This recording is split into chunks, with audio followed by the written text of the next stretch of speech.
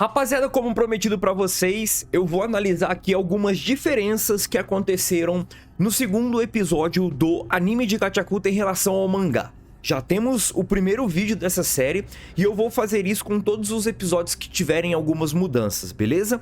E tem que ser aquelas mudanças significativas, tá? Então não é qualquer mudançazinha que eu vou analisar aqui não. O vídeo do primeiro episódio vai estar na tela final pra vocês. Espero que vocês curtam o conteúdo. Deixa aí também nos comentários se vocês notaram outra coisa interessante que acabou mudando e eu não percebi. E também se inscreve, curta, compartilha e hypa o conteúdo. Tem aí na descrição mangás em promoção para vocês adquirirem, redes sociais e comunidade do Discord. Galera, diferente do primeiro episódio, esse segundo episódio teve algumas coisas diferentes sim, mas bem menos do que no primeiro episódio, ou bem menos significativas do que no primeiro episódio. Porque do primeiro episódio sim, a gente tem uma mudança até de interpretação das coisas que não estraga a obra, tá? Não estraga a obra, só complementa o que a gente já teorizava ou talvez rumorizava, né? Enfim. Bom, a primeira mudança que eu quero citar aqui pra vocês é logo no começo, quando nós temos Urudo pequeno e Uregito vendo uma pessoa sendo lançada ali para o abismo. Um criminoso acabou meio que sendo sentenciado e ele foi enviado ali para o abismo. Quando isso acontece, é interessante porque vem os questionamentos, né? Por que eles fazem isso? Por que eles são criminosos sendo que eles sabem que vão ser jogados no abismo? Por que isso acontece?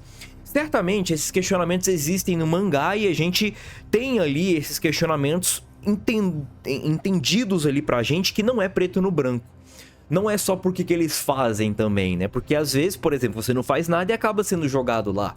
Isso é muito mais do que ser apenas jogado no abismo. Mas o destaque que eu quero dar aqui pra vocês é que, diferente do mangá, nós temos nessa cena os olhos do Urudo reagindo às pessoas que talvez meio que estivessem sendo jogadas no abismo. É como se toda aquela ação, todo aquele ritual acabasse meio que refletindo alguma coisa no Urudo. E é interessante isso, porque certamente já tem aviso aqui no início do vídeo, mas tem spoiler sim, tá? Porque a gente teoriza que o Urudo seja o Cerberus, por conta do sobrenome dele, Surebrek, que é Cerberus ao contrário. E além do Cerberus, a gente tem também algumas análises vindas, principalmente por parte da Semil. Quando a Semil acaba analisando o que tem dentro do Urudo com os poderes dela, e depois quando ela conta de fato o que ela viu dentro do Urudo. Todas aquelas situações que o Urudo parece que tem uma coisa crescendo dentro dele, e é uma coisa que pode sim destruir o mundo. Certamente, a gente fica se questionando o que é essa coisa, né? Pode ser o Cerberus, pode ser talvez uma maldição nada a ver com Cerberus, pode ser algo bom ou ruim para o mundo, dependendo ali talvez do ponto de vista. E certamente quando a gente fala em Cerberus, a gente lembra da função dele, né? Que é guardar os portões do inferno. E o que é o abismo, vamos dizer assim? É o inferno, é onde as pessoas ruins são punidas, é onde o lixo é jogado. Seja humano ou seja lixo mesmo, né? E isso é bem interessante. Afinal de contas, nós temos o Urudo acabando reagindo a isso. Então talvez a gente já tenha um possível despertar ali, ou indício de que tem alguma coisa de fato dentro do Urudo que tem sim ligação com essa divisão de mundo e até mesmo com a fronteira. Isso é muito interessante, tá? E esse destaque a gente não tem no mangá. Os olhos também no mangá, a gente tem destaques, mas certamente por conta principalmente da coloração, dos defeitos e tudo mais, no anime isso acaba ganhando muito mais evidência, que é a ativação da cor do olho quando ele usa os poderes. Isso é muito legal, cara, porque a gente começa a entender um pouco essa questão da alma, né? Afinal de contas, a gente meio que... A alma reflete nos nossos olhos, né? Aqueles olhares vazios, falam que uma alma é vazia e tudo mais. E isso certamente acaba refletindo. Quando você passa a alma para um objeto, você meio que divide ela com um outro corpo, vamos dizer assim, e isso acaba refletindo nos olhos, né? Isso é evidenciado e isso eu acho muito legal. Então os olhos sim, com certeza serão muito trabalhados nessa série, porque... bem, vocês vão entender, mas a abertura tem um olho gigantesco de lixo. Então vocês vão entender. Mas... não tem tantas mudanças, igual eu falei, nesse segundo episódio, mas tem mais uma mudança que, na verdade, é uma extensão de cena, que essa eu vou comentar, porque a gente já começa a falar um pouco mais dos poderes. Primeiro eu quero meio que comentar um pouco do Urudo lutando contra as bestas, né? A gente tem certamente a cena no anime sendo bem estendida em relação ao mangá. E certamente a gente vê alguns destaques, principalmente relacionados à força do personagem. Mas, falando em força, eu quero dar destaque para a luta do Engine. Porque, para quem acompanha o mangá, sabe que ele guarda alguns segredos. Principalmente relacionado ao nome dele, que não é Engine.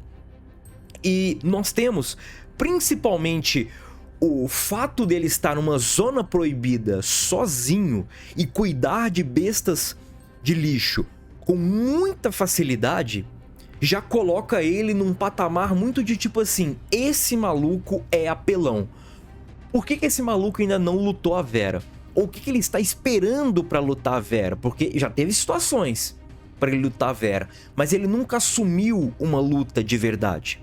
Ele interveio ali em algumas lutas, apareceu ali para mediar alguns confrontos, mas nada que de fato ele usasse meio que os seus poderes completamente. Mesmo ele tendo o nome no guarda-chuva, ele de fato não lutou a Vera, isso é fato. Ele pode ter o nome no guarda-chuva, ele pode ali se conter mesmo com o nome, mas ainda assim a gente entende que é um personagem muito acima da média. E certamente nesse capítulo, nesse episódio adaptado, nós vimos de fato que ele é acima da média.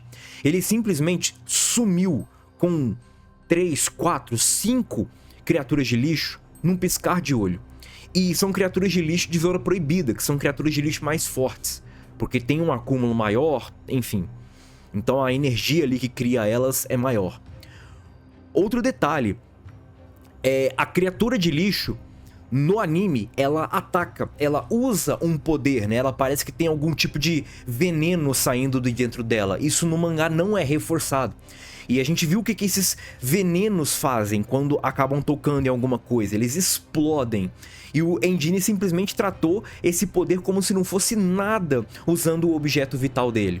E certamente a gente tem ali alguma relação focado no objeto vital ser o único item, pelo menos até então, que é capaz de derrotar uma criatura de lixo. Afinal de contas, os dois nascem de pensamento e certamente, por conta disso, a gente meio que entende que um derrota o outro, né? Isso é bem interessante, muito legal isso, cara. E mostra ainda mais a força do Engine, que meio que estava muito tranquilo em relação àqueles poderes. Ele entendia de fato que ele era capaz de superar aquilo.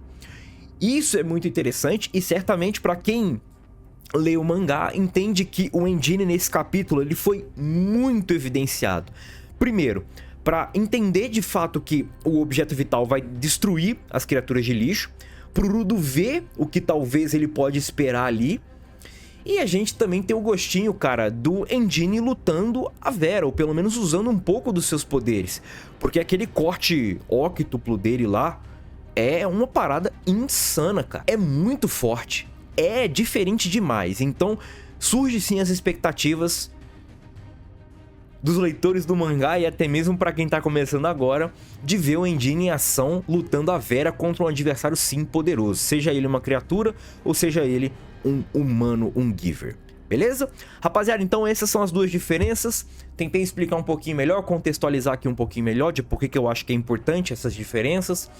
E é isso. Comenta aí se tiver outra, segue, tamo junto, valeu e é nóis. Fui!